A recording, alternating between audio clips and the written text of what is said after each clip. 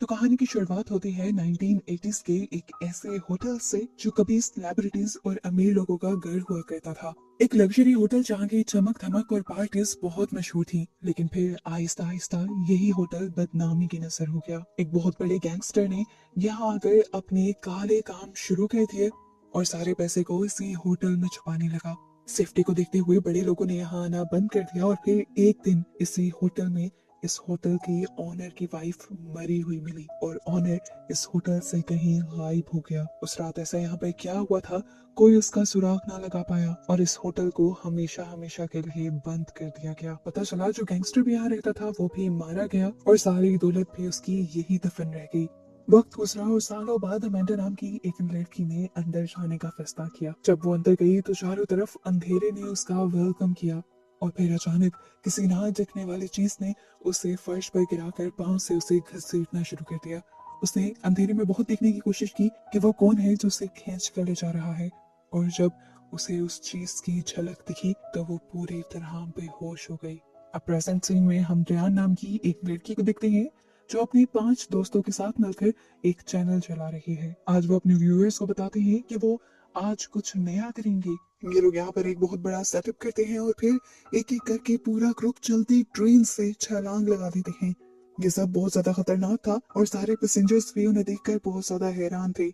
इन्होंने ट्रैक पर जंप की थी, ट्रेन भी चल रही थी, ट्रेन इन्हें क्रैश कर देती पर ये भागते हुए वॉल तक पहुंच जाते हैं और अपनी जान बचा लेते हैं। इतने बड़े स्टंट के बाद भी इन्हें इनके चैनल पर कुछ ज्यादा व्यूज नहीं मिलते और टीम ये देखकर बहुत ज्यादा उदास हो जाती है। इतनी मेहनत की, इतना रिस्क लिया, लेकिन फिर भी कुछ नहीं बना। तभी रिक इन्हें एक नए प्लान के साथ एक बहुत बड़ा सरप्राइज भी देता है। उसने पैरागॉन होटल के ब्लूप्रिंट्स हासिल कर लिए थे, उसी होटल के जो सालों पहले बंद हो चुका था। वो बताता है कि ये होटल बहुत ज्यादा मशहूर है और सब लोग जानते हैं कि इसमें उस गैंगस्टर का पैसा छुपा है। मोसे बताता है कि बहुत लोग अंदर गए पैसे को ढूंढने के लिए, पर कोई वहां से आज तक वापस नहीं आ पाया। कहते हैं कि वहां कोई डीमन रहता है और उसे वहां पर जाने वाले लोग पसंद नहीं है। ये सारी कहानी सुनने के बाद ये टीम बहुत ज्यादा एक्साइटेड हो जाती है और सभी इस वीडियो का पार्ट बनने के लिए तैयार हो जाते हैं, क्योंकि ये जानते थे कि वो लोग जो गैंगस्टर के पैसे की इन्फॉर्मेशन लेना चाहते हैं वो लोग भी इसे देखेंगे और ऐसे लोग भी इस वीडियो को देखेंगे जिन्हें भूत प्रेत वगैरह में इंटरेस्ट है। इनकी बातों के दौरान इन्हें एक वीडियो का नोटिफिकेशन मिलता है जिसे जब ये खोल कर देखते हैं तो टूट जाते हैं। उसमें इनका एक दोस्त था जिसने नई टीम ज्वाइन कर ली थी इनकी टीम को छोड़कर, क्योंकि इन्होंने उसे पेंटिंग चुराने से मना किया था। वो इन लोगों के कम व्यूज पर इन लोगों को टॉन्ट भी करता है और इस सब की वजह से सभी लोग उदास हो जाते हैं। खैर ये लोग अब अपनी नई वीडियो के लिए प्लानिंग स्टार्ट करने लग जाते हैं और एक दो दिन में जब इनका प्लान मुकम्मल हो जाता है और ये लोग उस होटल में जाने के लिए निकलने ही वाले होते हैं, तभी इनके रूम में कोई आता है। ये एक फ्रैंक नाम का आदमी था जो अपने आप को न्यूज रिपोर्टर बताता है और साथ में ये भी बताता है कि वो डियान की गई पोस्ट की वजह से उनके पास आया है। वो काफी टाइम से ही पैरागॉन होटल की स्टोरी को पब्लिश करना चाहता था, लेकिन कभी उसके अंदर अकेले वहां जाने की हिम्मत नहीं हुई और अब वो इन लोगों के साथ जाना चाहता है। आइडिया बुरा नहीं था, उसे काफी कुछ पहले से ही पता था पैरागॉन होटल के बारे में, लेकिन ये लोग उसे ले जाते हुए डर रहे थे क्योंकि उन्हें लग रहा था कि क्या पता वो एक अंडरकवर पुलिस हो। पर डियान कहती है हमें इस चीज से फर्क नहीं पड़ना चाहिए, हमारे लिए ये जरूरी है कि ये बंदा पैरागॉन होटल को हमसे ज्यादा जानता है और हमें इसके ले जाने पर बहुत ज्यादा फायदा होगा और व्यूज भी मिलेंगे। फाइनली कुछ देर की ड्राइव के बाद ये लोग अब पैरागॉन होटल के सामने थे, लेकिन यहाँ की सारी खिड़कियां दरवाजे सील थे। अंदर जाते भी तो कहाँ से जाते। फ्रैंक उन्हें अब एक टनल के बारे में बताता है जहाँ से अंदर जाने का रास्ता था। थोड़ी देर तक तो ये लोग उस बड़ी टनल में चलते हैं, लेकिन आगे से इन्हें टनल में बंद मिलती है और हौसला इनका एक और मर्तबा टूट जाता है। लेकिन तभी वैन ने नोटिस किया कि यहाँ पर एक और छोटी सी टनल थी, इतनी छोटी कि उसके अंदर से इन्हें क्रॉल करके जाना पड़ता। पर व्यूज के चक्कर में ये लोग यहाँ पर भी जाने का डिसाइड कर लेते हैं। थोड़ी आगे जाने पर इन्हें अजीबोगरीब आवाजें आने लग जाती हैं। अपनी टॉर्च ऑन करके देखते हैं, वहां पे चूहे थे, एक दो नहीं बल्कि हजारों, और वो भी बड़े बड़े। कोरा को तो उससे बहुत ज्यादा डर लगता था। फ्रैंक जब कोरा का डर नोटिस करता है तो वो उसके ऊपर की तरफ आकर उसे प्रोटेक्ट करता है चूहों से और चूहे फिर उनके ऊपर से गुजर जाते हैं और फाइनली इन्हें इस छोटी सी टनल से निकलने का रास्ता मिल जाता है। अंदर जाने पर वहां पर पावर बॉक्स स्पार्क कर रहा था, एक गेट को यहाँ पर ब्लॉक किया गया था। ये सब लोग अब अलग अलग जाकर यहाँ से अंदर जाने के रास्ते ढूंढने लग जाते हैं। कोरा एक दरवाजे का ताला तोड़ देती है और डैन को लेकर उस दरवाजे से अंदर चली जाती है। पर बाकी तीनों दोस्तों को नहीं बुलाती। अंदर आकर सब अपने अपने फोन से रिकॉर्डिंग करना शुरू कर देते हैं। रिक यहाँ जब इस होटल का इंट्रो दे रहा था तब यहाँ पर अचानक बहुत सारे कबूतर उड़े। ऊपर से शैंडलियर के हिलने की आवाजें आई और ये सब डर गए और अगले ही पल शैंडलियर ऊपर से टूटकर नीचे गिर गया। शुक्र था कि किसी को चोट नहीं आई थी। जबकि इसी दौरान डियान एक बॉल रूम में पहुंच गई थी और वहां पर पियानो भी था जहां से उसने लाइव स्ट्रीम शुरू कर दी थी। यहाँ पर जब रिक ने उसे कॉल भी की तो डियान ने उसकी कॉल काट दी। इसी दौरान उसे इस कमरे से एक अजीब सी आवाज आई। उसने ये सोचकर इग्नोर कर दी कि पहले की तरह चूहे ही होंगे, लेकिन फिर भी वो चेक करने के लिए आगे बढ़ी और उसी दौरान हमें उसके पीछे एक कांपता हुआ हाथ दिखाई दिया। उसका फोन हाथ से गिरा और ये सीन यहीं पर कट हो गया। दूसरी तरफ रिक जान गया था कि डियान गायब हो गई है और उसे उसके गायब होने की परेशानी होने लगी थी। रिक ने सभी लोगों को फौरन से डियान को ढूंढने का ऑर्डर दे दिया, जबकि दूसरी तरफ वैन यहाँ पर हर जगह की फोटोज ले रहा था। दीवार पर उसे बहुत बड़े बड़े पंजों के निशान दिखे, जिसे देखकर वो डर गया और फौरन अपने ग्रुप के पास आने के लिए भागा। और इस दौरान हमने नोटिस किया कि उसके पीछे से एक साया भागता हुआ गया था। वेरन ने जब आकर ये सारी खतरनाक फोटोज अपने साथियों को दिखाई तो वो समझ गए कि जरूर यहाँ पर बहुत कुछ नेगेटिव है और इनकी जानों को भी खतरा हो सकता है। रिक पहले से ज्यादा घबराया और उसने अपने पूरे ग्रुप को कहा कि बस डियान को ढूंढो और फिर हम फौरन यहाँ से निकलेंगे। निकलने के लिए ये प्लान बड़ा सिंपल बनाते हैं। इस टाइम ये होटल के अंदर ही थे। रिसेप्शन से ये लोग मास्टर की ढूंढेंगे और फिर सीधे दरवाजे खोलकर ये लोग बाहर निकल जाएंगे। अब कुछ लोग चाबी ढूंढने में बिजी हो गए तो कुछ डियान को। रिक खुद भी डियान को ही ढूंढ रहा था। अचानक उसका पाँव ट्रैप में फंसा और उसने जोर से चीख मारी। जो लोग जहाँ भी थे उसकी आवाज का पीछा करते हुए यहाँ आए और देखा कि उसका पाँव शदीद जख्मी था। सबने मिलकर उसका पाँव ट्रैप से हटाया और फैसला किया कि ये लोग सबसे पहले हॉस्पिटल जाएंगे। पर रिक बोला कि वो डियान को लिए बगैर यहाँ से नहीं जाएगा।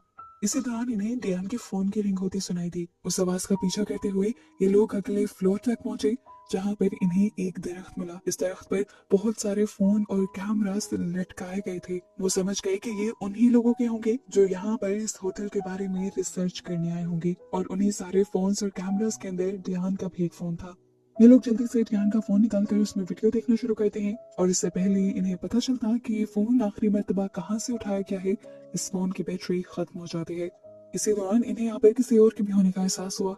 अगले ही पल जो भी था वो उनके सामने आ गया था। ये जेडे की टीम थी। इनका वही साथी जिसने एक दूसरा यूट्यूब चैनल ज्वाइन कर लिया था।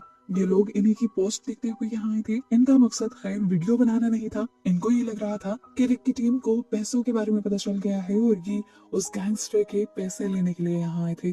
जेडी के सारे दोस्तों ने इन्हें गन पॉइंट पे रख लिया और बताया कि बताओ कहाँ है पैसे। कोई भी पैसों के बारे में नहीं जानता था सिवाय फ्रैंक के। फ्रैंक के ऊपर जब गन रखी जाती है तो वो सबको अपनी सच्चाई उगल देता है। उसने सबको इंट्रोड्यूस करवाया था कि मैं एक रिपोर्टर हूँ, लेकिन उसने झूठ बोला था। वो रिपोर्टर नहीं था, उसकी वाइफ अमेंडा एक रिपोर्टर थी और उसने इस होटल के बारे में काफी रिसर्च की हुई थी। जब ये होटल चलता था उसकी वाइफ तब भी काफी मर्तबा इस होटल में आई थी और उसे ये भी पता था कि वो गैंगस्टर किस फ्लोर पर होता था। और उसकी वाइफ ने ही फ्रैंक को बताया था कि वो पैसे कहाँ हो सकते हैं। वो बताता है कि कुछ महीने पहले मेरी रिपोर्टर वाइफ अमेंडा अपनी एक फोटोग्राफर साथी के साथ यहाँ आई थी इस होटल पर एक डॉक्यूमेंट्री बनाने के लिए, लेकिन फिर वो गायब हो गई। मैंने पुलिस में रिपोर्ट की, हर तरह से उसे ढूंढने की कोशिश की, लेकिन पुलिस ने भी जवाब दे दिया। और जब मैंने डियान की पोस्ट देखी तो मुझे उम्मीद मिली कि मैं लोगों के साथ जाकर अपनी वाइफ को ढूंढ सकता हूँ।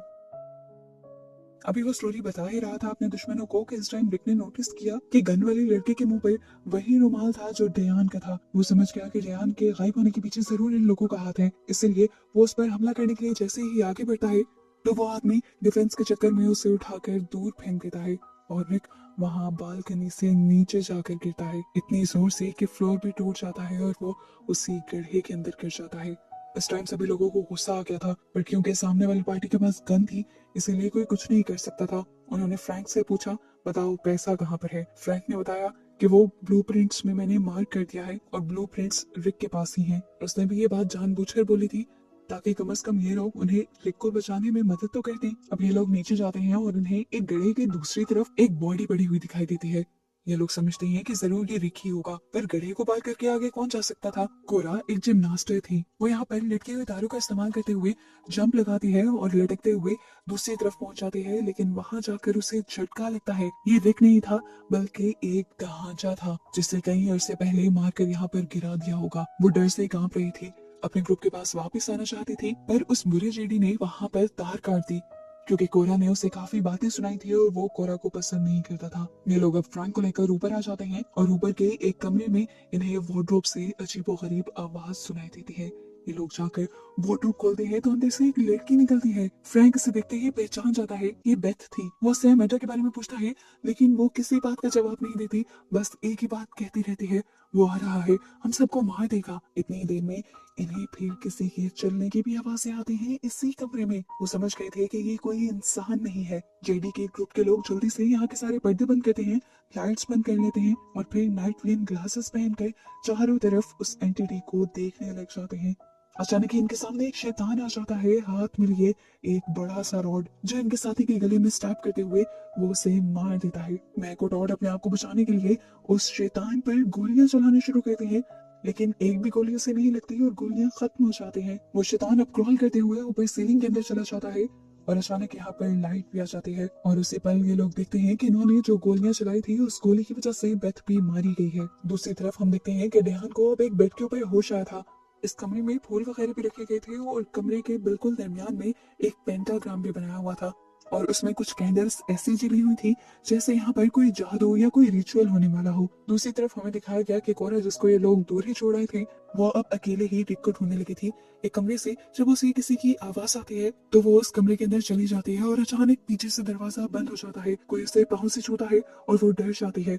जो भी था वो उसे खींच कर बेड के नीचे ले जा चुका था और पता चला कि ये रिकी था, जो जानता था कि अब यहाँ पर वो एंटिटी आ चुकी है जिससे ये लोग बच रहे हैं। कोरा, जो पूरी तरह बेड के नीचे छुप ना पाई थी, वो जाकर क्लोसेट के अंदर छुप गई। रिक बेड के नीचे ही रहा। वो शैतान जब यहाँ आया तो आते ही उसने क्लोसेट खोल ली। पहली नजर उसकी नहीं पड़ी कोरा पर, क्योंकि कोरा सीलिंग के ऊपर चढ़ी हुई थी और जैसे ही उसने ऊपर सीलिंग की तरफ देखा तो उसी पल किसी ने पीछे से उसके ऊपर वार कर दिया।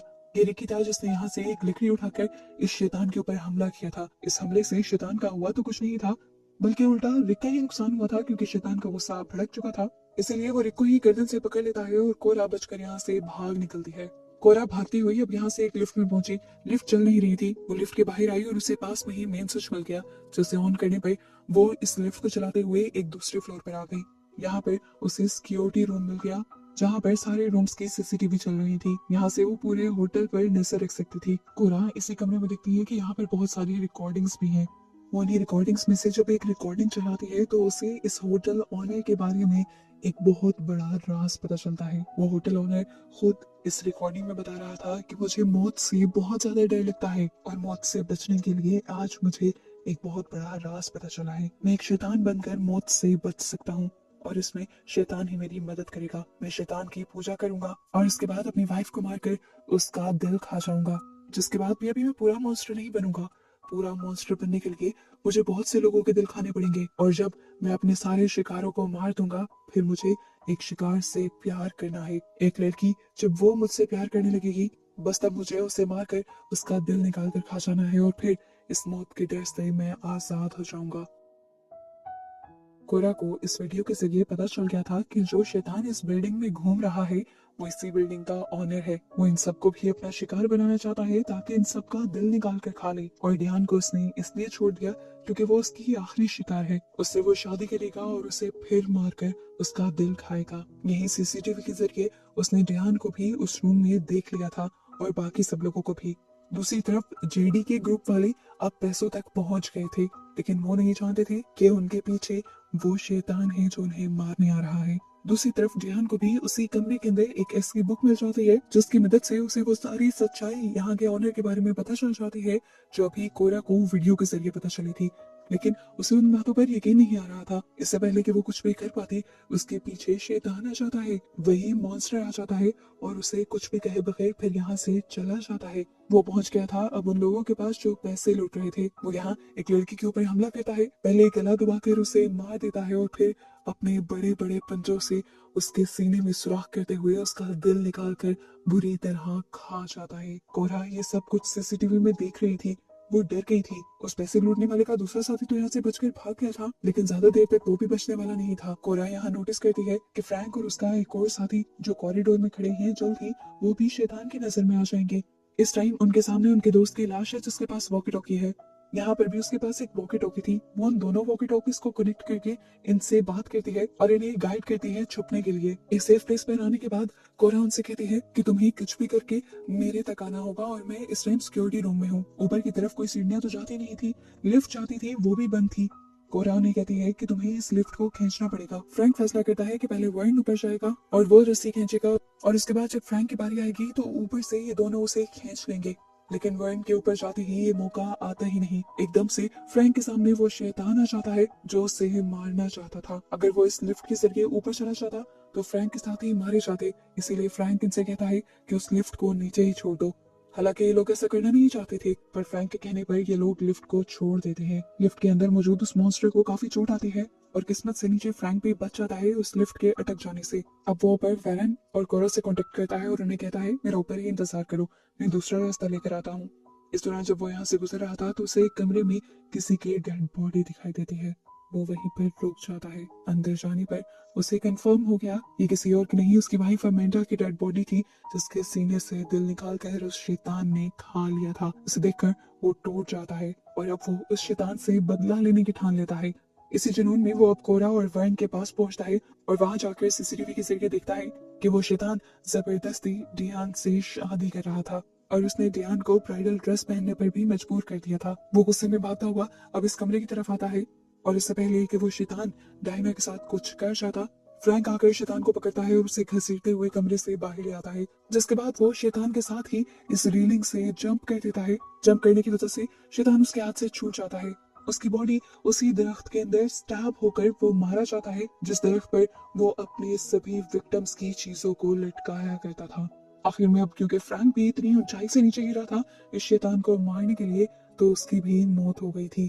इस टाइम ध्यान के सामने ये सब कुछ हुआ था, ये देखकर वो टूट गई थी। काफी देर तो वो यूं ही बैठी रहती है और फिर फ्रैंक की वॉकी टॉकी से कोरा से रिक के बारे में पूछती है। कोरा उसे सीसीटीवी में देखकर बताती है कि रिक एक कमरे में है और शायद मर चुका है। ध्यान को उसकी बात पर यकीन नहीं होता। वो जाती है और रिक को जगाने की कोशिश करती है। जब तक रिक होश में नहीं आ रहा था उसकी जान निकल रही थी। एक मर्तबा को तो उसे भी लगा कि रिक मर गया है, लेकिन इससे पहले कि वो पूरी तरह इस बात पर यकीन कर पाती, फाइनली रिक को होश आ जाता है और उसे देखकर ध्यान की जान में जान आती है। उसके होश में आते ही वो उसे गले लगा लेती है और इतनी ही देर में यहाँ पर वर्न और कोरा भी आ जाते हैं। फाइनली ये चारों इस मनहूस होटल से अपनी जान बचाने में कामयाब हो ही गए थे। फाइनली वो इस होटल से जिंदा सलामत बाहर निकलते हैं और फिर यहाँ पर बनाई हुई सारी वीडियोस को भी अपलोड कर देते हैं। क्योंकि ये बहुत बड़ी स्टोरी थी। एक ऐसा होटल था जहाँ पर बहुत से सेलिब्रिटीज की यादें भी जुड़ी थी, इसीलिए जल्द ही इनकी ये वीडियो बहुत ज्यादा हिट हो जाती है और 100 मिलियन व्यूज क्रॉस कर जाती है। बहुत सारे सेलिब्रिटीज, बड़े बड़े लोग उनकी वीडियो पे कमेंट करते हैं और ये लोग एक ही दिन में सेलिब्रिटी बन जाते हैं और ऐसे ही फिर इन्हें दिखाते हुए ये कहानी यहाँ खत्म हो जाती है।